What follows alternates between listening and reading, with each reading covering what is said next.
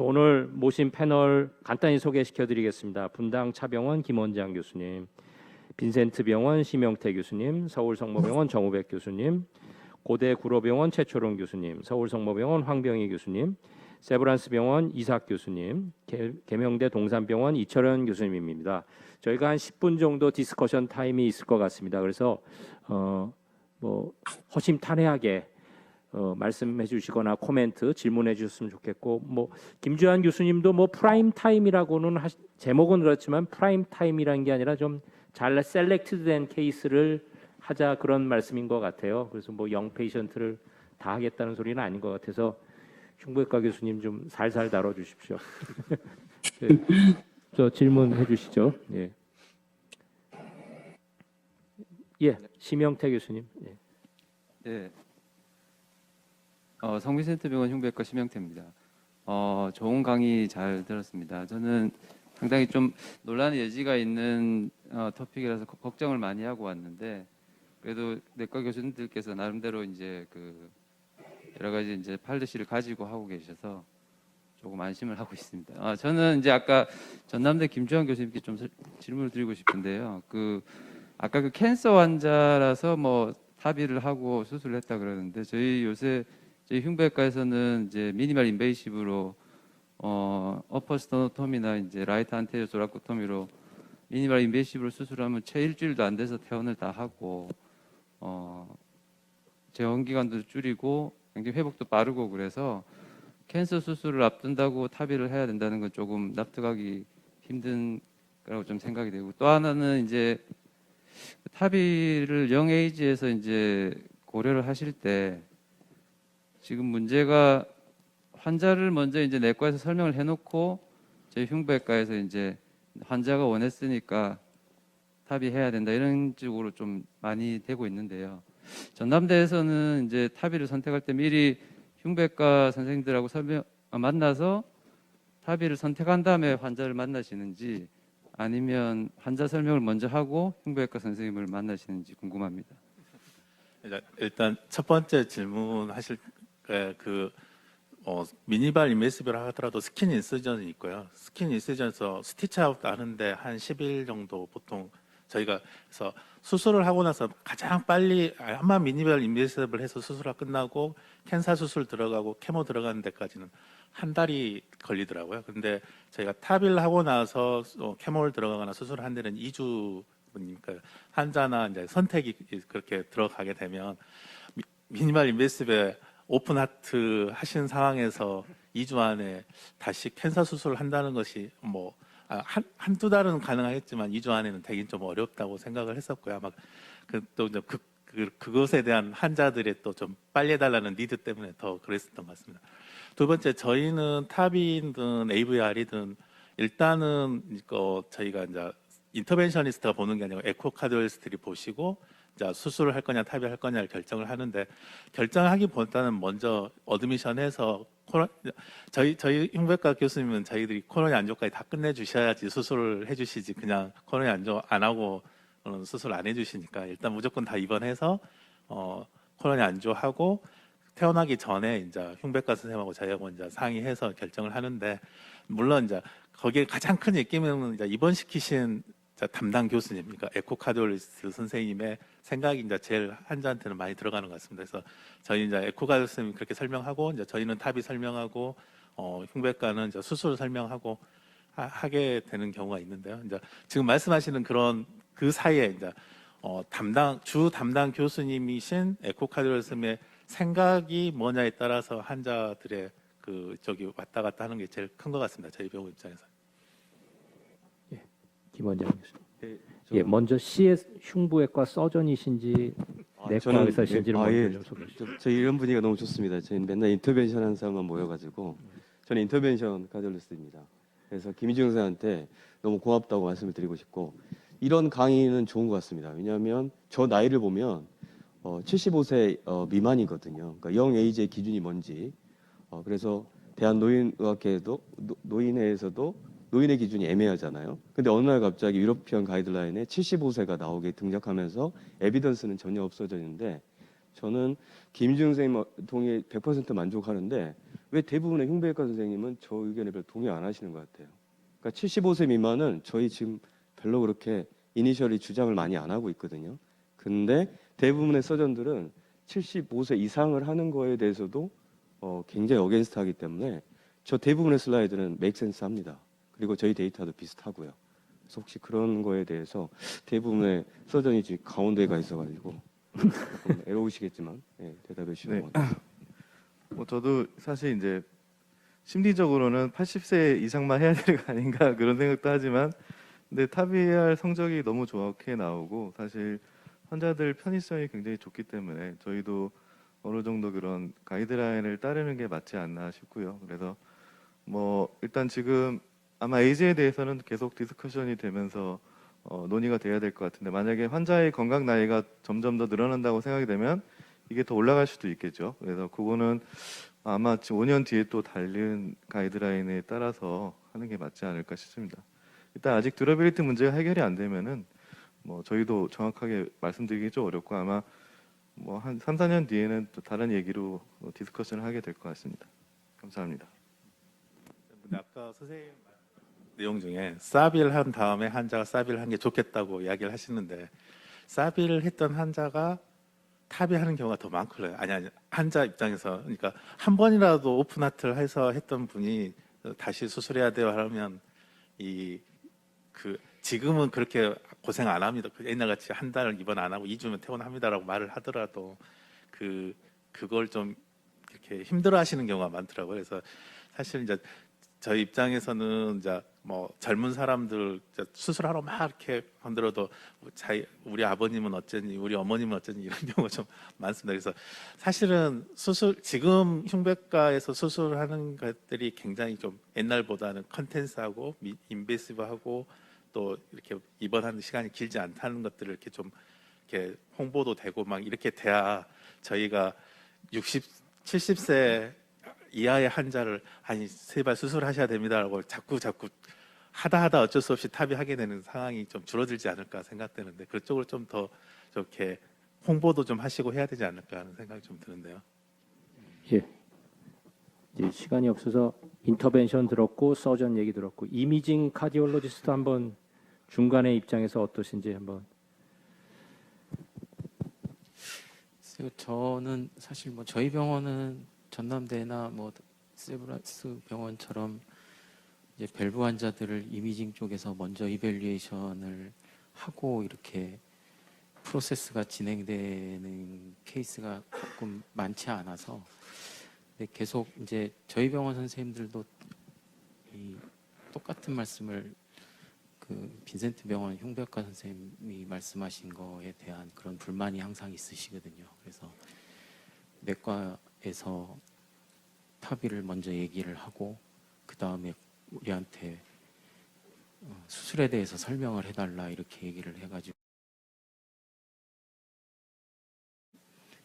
환자 이밸리에이션이 다 끝난 다음에 의료진이 먼저 모여서 탑이나 서지컬 AVR에 대한 논의를 한 다음에 환자한테 트리트먼트 모달리 어떤 치료를 할 것인가에 대해서 환자랑 상의를 해서 결정을 할 수 있는 이런 프로세스가 가장 아이디얼하다고는 생각을 하지만 네, 현실적으로 그렇게 하려면 이제 시간과 의료진들의 노력이 굉장히 많이 필요한 부분이기 때문에 그런 부분이 상당히 어렵습니다. 그러니까 저희 병원에 예를 들면 일요일 날 입원해서 에코하고 이밸리에이션 CT 다 찍고 화요일 날 통합 진료를 하면 거기서 이제 뭐 수술이나 이런 쪽으로 만약에 결정이 됐다. 저희는 이제 스케줄은 예정대로 탑의가 진행이 될 것 같으면 수요일 날 할 수 있는데 이제 여러 가지 논의해서 서지컬 AVR로 결정이 이제 화요일 날 통합 진료에서 됐다. 그러면 그 환자가 수요일이나 목요일 날 흉부외과 스케줄이 수술이 가능하냐의 문제가 또 발생을 하고 우리는 수술이 꽉 차 있는데 이 환자는 이번 주에 수술 못 하게 다음 주로 넘어간다거나 퇴원했다 다시 입원해야 된다거나 이런 일이 벌어지면 또 환자는 환자대로 내가 수술 이거 하려고 시간 다 비워놓고 보호자들이랑 다 컴플레인이 또 생기고 이런 부분이 항상 문제가 되기 때문에 그런 이제 뭐 클리니컬 디시전 외에도 그런 부분들을 잘 조율할 수 있는 어떤 게 필요하지 않을까 그렇게 생각합니다. 내부 8분 중에 아까 저 질문이나 코멘트 안 하신 네 분께 우선권을 드리겠습니다. 예. 네, 예, 최초로 안녕하세요. 예, 고대 구로병원의 최초롱입니다. 저는 인터벤션 하는 사람이고요. 학회장 가는 길에 스테미가 와서 중간에 돌아와서 학회장 참석을 못해서 죄송합니다. 이제 제가 이제 하나 말씀드리고 궁금한 내용 중에 하나는 사실은 바이커스피드나 앞에서 발표를 했던 영에이지에서의 탑이 사바 둘 다 관건이 되는 게 결국은 롱텀 듀러빌리티에 대한 데이터가 나오면 어느 정도 이제 결론이 날 것으로 생각이 되는데요. 자, 들으면서 이제 궁금했던 것 중에 하나는 유철홍 쌤한테 좀 질문을 드리겠습니다.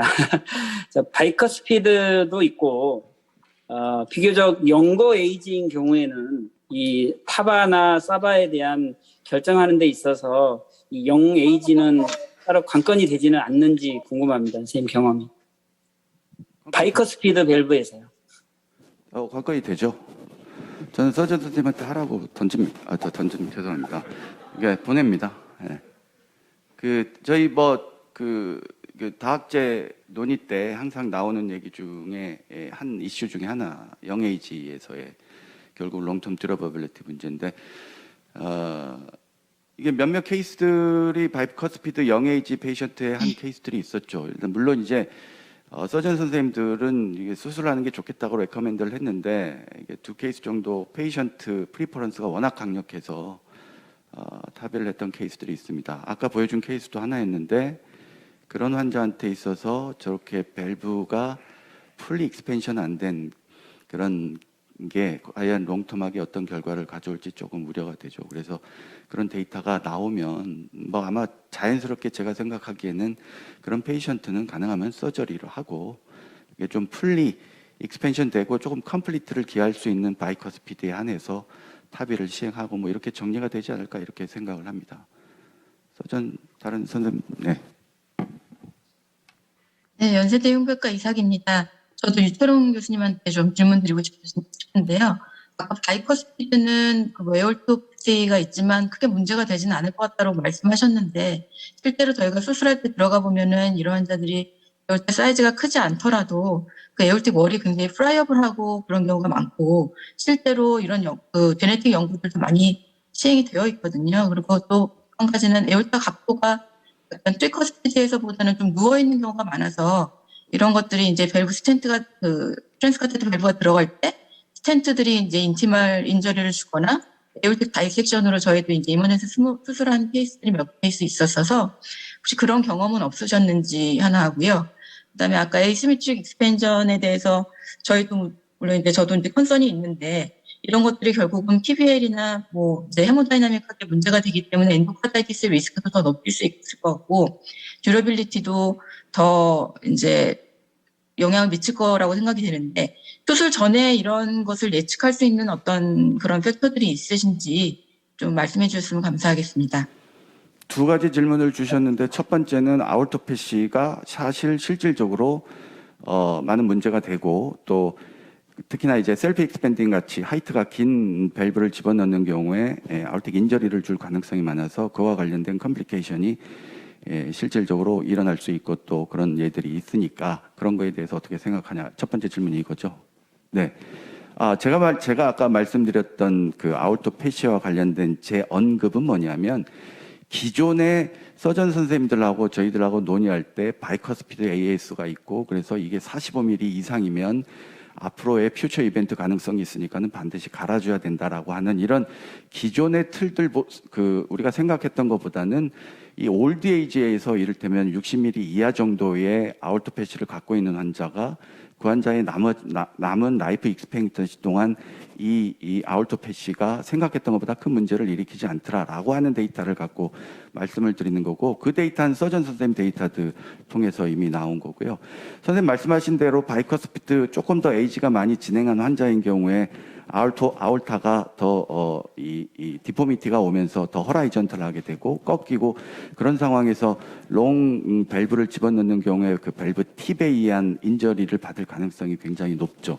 그거는 어떤 밸브를 실렉션해야 될 문제냐라 하고 그다음에 프로시저를 어떻게 진행할 거냐라는 그런 부분하고 귀결될 것 같습니다. 그래서 밸론 익스펜더블 말고 셀프 익스펜더블 말고 밸론 익스펜더블로 다른 이슈들만 없으면 그런 환자들은 그렇게 매니지를 하면 큰 문제가 되지 않을 거다라는 생각이고 개인적으로는 두 번째 아울토패시는 제 생각은 한 뭐 55mm 이하 정도의 아울토패시를 갖고 있는 올드에이지 환자들은 퓨처 이벤트와는 크게 영향을 미치지 않을까라고 하는 게 제 생각입니다. 그거는 제 생각이 아니라 서전 선생님이 낸 데이터에 근거해서 말씀드리는 겁니다.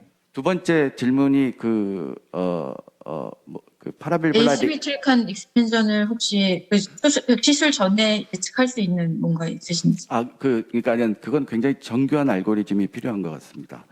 그러니까 지금 뭐 많은 데이터들은 나와 있죠. 근데 그 데이터들이 다 러프하게 칼슘 어마운트가 많으면 이 밸브 익스펜션이 인컴플리트하게 되고 익센트릭하게 되더라라고 하는 건 뭐 우리 상식적으로 생각할 수 있는 건데 그럼 밸브 칼슘 어마운트가 많은 환자는 다 그러냐? 그렇지는 않습니다. 그러니까 칼슘 어마운트가 많은데 그 칼슘이 어느 위치에서 어떤 모폴로지로 어떤 디스트리뷰션을 갖냐에 따라 가지고 이게 예측 가능하기도 하고 예측 불가능하기도 하고 그런 것 같습니다.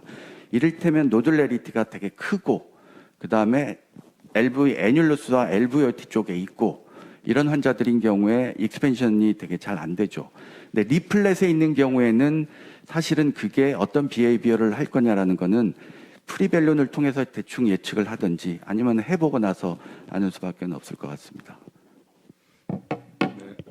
그게 지금 이제 바이커스피드가 계속 이제 문제가 되고 있는 것 중에 하나가 시술이 어렵다는 것도 있지만 영 에이지랑 같이 붙어 있거든요. 그래서 디제너레이션 빨리 되니까 그래서 이제 두 이슈가 같이 항상 올라오고 있는데 지금 추정 선생님 마지막 거에 보충을 해서 설명드리면 이제 바이커스피드의 사이징하는 디바이스 선택하고 사이징하는 거가 이제 시뮬레이션을 통해서 이 정도면 풀 익스펜전 잘 되겠다.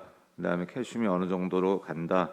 칼슘의 라피 칼슘이냐, 밸뷸라 칼슘이냐 이런 거 따라서 이제 어느 정도 시뮬레이션을 하고 그거를 가지고 이제 홍백호 선생님하고 같이 상의를 해서 이거는 뭐 타비로 가능하겠다는 게 있으면 타비를 해도 됩니다. 그리고 지금 아까 강의에서 잠깐 나왔는데 이제 시메트리컬 익스펜전이 될 수 있는 예측 모델을 가지고 시메트리컬하게 되면 전혀 문제가 되지 않는데요. 에이시메트리컬하게 되더라도 그게 애뉴라 타입의 밸브하고 수프라 애뉴라 타입의 밸브는 좀 비헤이비어가 달라서 잘 안 펴질 것 같다 그러면 수프라 밸브라 타입의 셀프 익스펜더블을 쓰면 밸브 자체는 디제너레이션은 그렇게 문제되지 않을 걸로 그렇게 생각을 하고 있고요. 그런 테크닉들이 많이 발전하고 있고 흉부외과도 금방 강의에서 보여주신 것처럼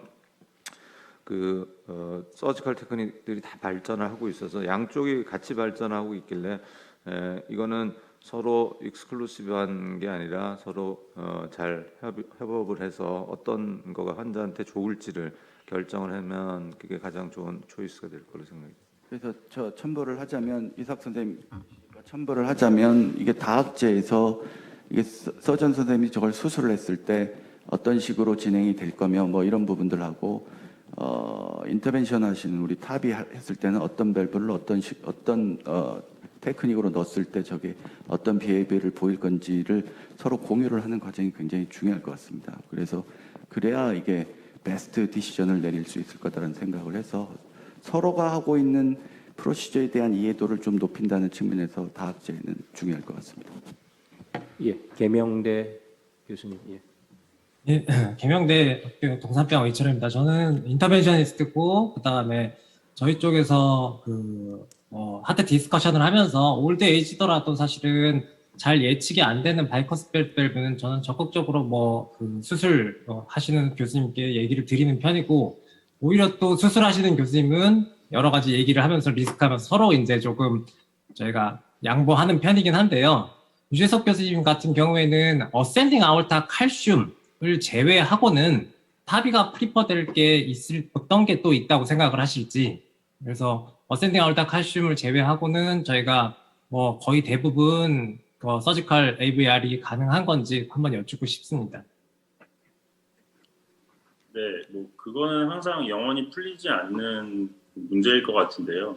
병원마다도 다르고 카디올로지와 서전들의 성향에 따라서도 너무 다른 것 같습니다. 케이스가 많은 병원 같은 경우는 뭐 더 타비하는 연령 같은 것들이 좀 기준도 낮은 것 같고 그런데 저는 개인적으로는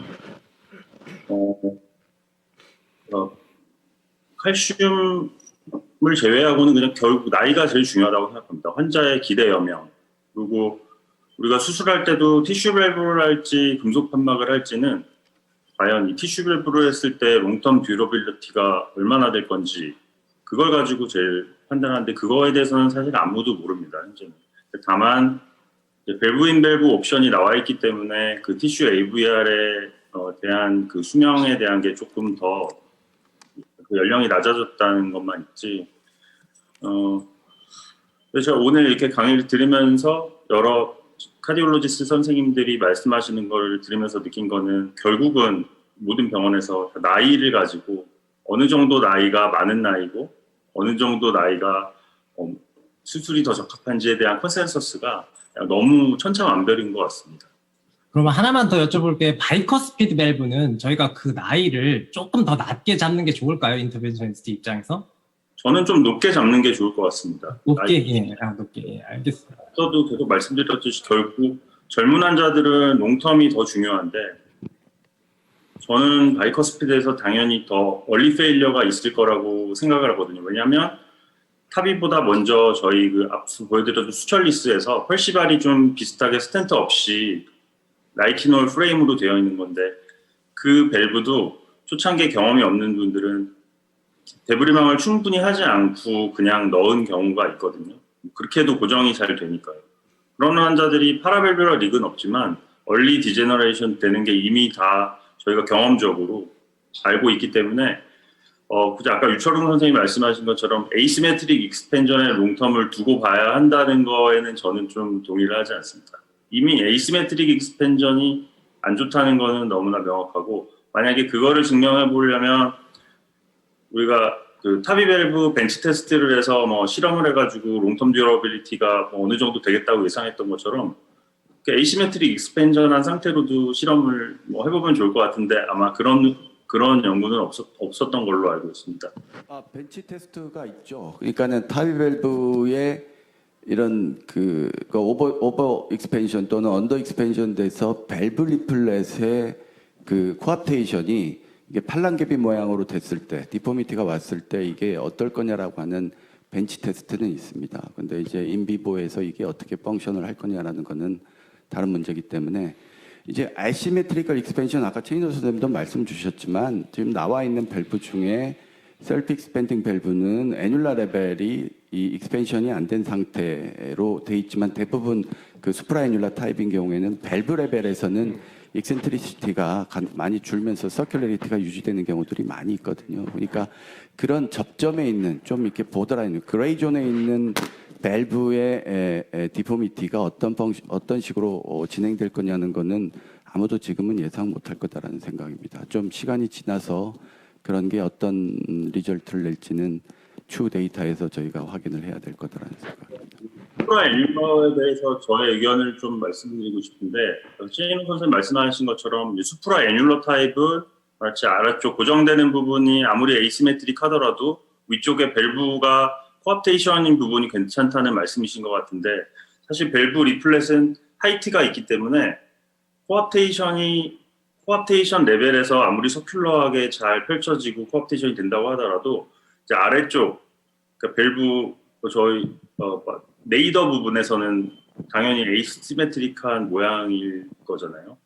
그러면 당연히 헤모다이나믹이 달라져서 리플렛이 프레셔를 견디는 거나 그리고 이렇게 뭐 볼텍스 구조가 깨지면서 생기는 얼리 스롬보시스 이런 것들에 대해서는 좀 자유롭지 못할 거라고 저는 생각합니다.